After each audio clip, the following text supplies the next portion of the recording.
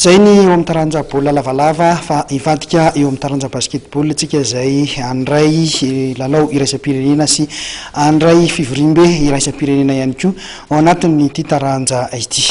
Fararan-danona tokoa zany eo amin'ny fanatanjahantena ny eto amintsika amin'ity taona ity satria orinan'ny baolina kitra, orinan'ny baolina lavalava dia andray ny fiadina tompon-takany Afrika ho an'latsaka ny 20 taona ihany koa ny ekipam-pirenena malagasy ho an'ity taranja basketball ity ova-panomanana tanteraka ihany koa izy ireo amin'izao fotoana izao na mbola any amin'ny volana aogositra any ary vao tanterahana izay fanana an'izay ny eo anivon'ny federasiona ihany koa andan'izay dia mikarakara hetsika maro isan-karazany amin'ny alohany atongavany io fotoana io.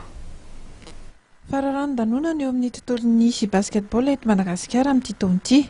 Ankoatra ny fampiantrona ny Afro Basketmen U18 dia fantatra ihany koa fa atao eto Antananarivo ny 1 Jolay ka hatramin'ny 2 Aogositra ho avy izao ny andian'ny faha-12 amin'ny kongresin'ny FIBA Afrika.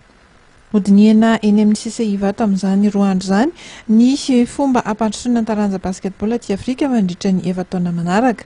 Avy anotina izany fivoriana goavana izany ny FLO sy ny sekreteran'ny jeneraly ny FIBA Monde. Raha ho an'ny fandraisana ny Afro Basketmen U18 indray dia nilaza ny filohan'ny komity mpanomana na ny COCAN fa ho vonona mialohan'ny fotoana ny fikarakarana amin'ity indray midoraka ity. Ny fananatra kiva tamin'ny fandraisana ireo fifanana teo aloha no anton'izay. Na izany aza nefa dia nasiana fanatsarana ihany ity komisiona ity mba tsy ho misy tomika ny fandraisana ny hetsika. Amin'izao fotoana izao dia eo andalana firesahana amin'ireo mpanoana vaovao anampy ary ny eo anivon'ny COCAN. Ankoatr'izay dia nampifantarin'ity komity ity ihany koa ny fananganana ny Afro Village natao an'ny tanora mba ahafahany mahalala bebe koa ny tontolon'ny fanatanjahantena amin'ny ankapobeny sy isian'ny fifandraisana ary ny fikafantarana amin'izy ireo. Fa eo amin'ny lafiny teknika kosa indray dia ao anatin'ny fanomana tanteraka ny ekipa-pirenena malagasy amin'izao fotoana izao sy ireo teknisiana manazatra azy. Fantaro ary fa manao fanazaran-tena indroa isan'andro ity ekipa-pirenena malagasy ity ao anatin'ny 9 andro amin'ny 7. Marina fa efa manomboka ny volana febroary ihany koa no nomanina andray ity fifanana ity reto mpilalao ireo.